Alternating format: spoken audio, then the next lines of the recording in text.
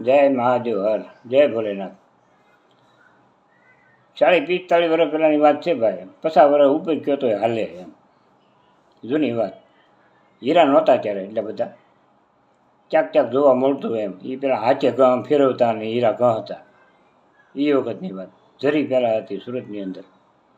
ઝરી બંધ થઈને પછી આ ખોખા નીકળ્યા. હરિભાઈ ઝરીવાળા કહેવાય, ઠાકોર ચોલે પિક્ચરનો. મોતી હેરીમાં રહે. હજી એના મકાન છે, એનો પરિવાર એ છે પણ સુરતની અંદર. એ આપણે જોયેલું. પછી એ વખતમાં 2 માળની બસ અને બીઆરસીમાં અમે રહીએ. નાનો એવો હાવ 12-13 વર્ષનો. બીઆરસીમાં રહીએ એટલે ભાગળ ઉપરથી બસ ઉપડે બીઆરસીની ભેસ્તાન સુધીની. તો 20 પૈસા ટિકટ. નાલી બેસીએ અમે એટલે 2 માળની બસ હોય. એમને હવા વધારે ખાવી તો બીજા માળે વૈયા જાય. અને એને કાં નીચે બેસીએ, જ્યાં જગ્યા હોય ત્યાં. ઉપર ખાલી જ હોય લગભગ તો. અને બેસી જાય. 20 પૈસા ટિકટ ખાલી. બસ ઉપડે ભાગળથી તો સીધું ઉધના આવે. ઉધના વટો એટલે હરિનગર આવે. હરિનગર આપણે વટીએ એટલે પછી આદરસ આવે. આદરસ વટો પછી બીઆરસી આવે. અને બીઆરસી અમે ઉતરી જઈએ. ઉતરી જઈએ એટલે એમ કે શાની ફેક્ટરી હાલે અંદર, મિલ ખુદની અમદાવાદવાળાની. એમ કે શાહ કહેવાય, એની મિલ હાલે ભાઈ. 4 વાગે બસો એ કારીગરને લેવા આવે અંદર, પોતાની બસો. એ વખતે નવાઈ લાગે. 4 વાગે લેવા આવે, પાછા 8 વાગે આવે. એ 4 વાગે જાય, 8 વાગે છૂટા થઈ જાય. એ પાછા 11-12 વાગે છૂટા થાય. 12 વાગે પાછા રાતના બીજા બદલે. એ 4-5 પાળી બદલે. અને આખો દી બસો ચાલુ જ રહી. અને અમે અંદર રૂમ, પાર્ટીશન વાળી રૂમ. 150 સેવા ટન ખોખાનું માનભાઈ. એ વખતમાં હીરા બેરા કાંઈ નહોતા, ક્યાંક ક્યાંક જોવા મળતા. એ વખતમાં ઝરીનું માન. હરિભાઈ ઠાકોર સાહેબ છોલે પિક્ચરવાળા, હરિભાઈ ઝરીવાળા કહેવાય. એ ઝરીનું ચલાવતા. ઝરીનું બન્યું પછી એ પિક્ચરમાં લાગી ગયો. પિક્ચરમાં એ લાગી ગયો હરિભાઈ ઠાકોર. સંજય કુમાર સુરતનો છે. પછી એમ કે છે એના 150-200 સેવા ટન ખોખા બનાવવાના. હવે પણ પાટિયાનું લાંબા લાંબા સીટ બનાવી. એમાં બેઠા બેઠા ખોખા ગળ્યા કરે બધા.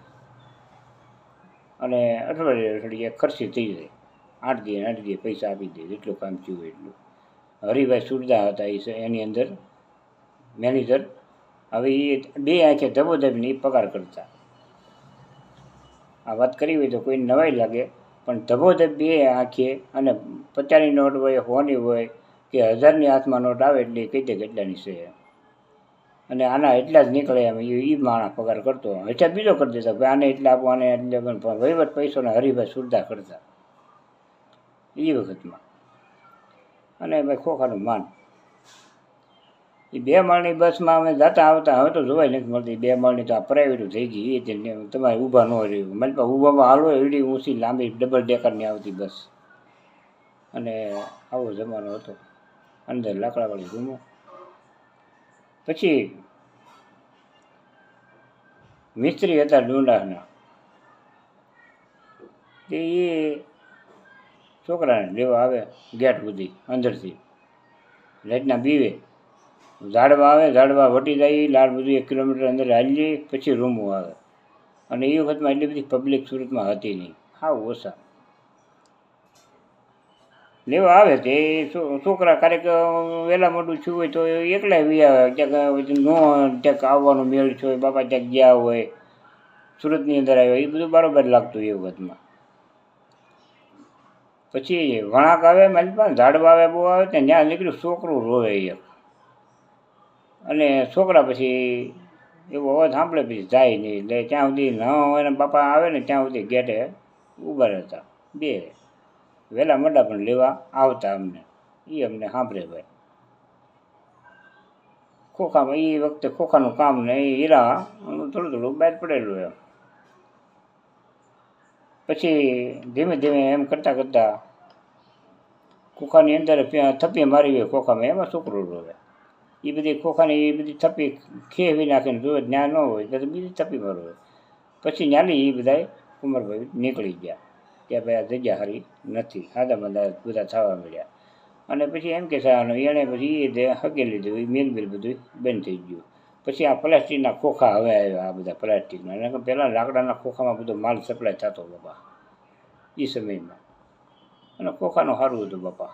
આ બધી જૂની વાતો આવી છે ભાઈ. લાઈક કરજો અને સબસ્ક્રાઈબ કરજો. જય ભોલેનાથ, જય મહાદેવ હર, જય મહાદેવ હર, જય ભોલેનાથ.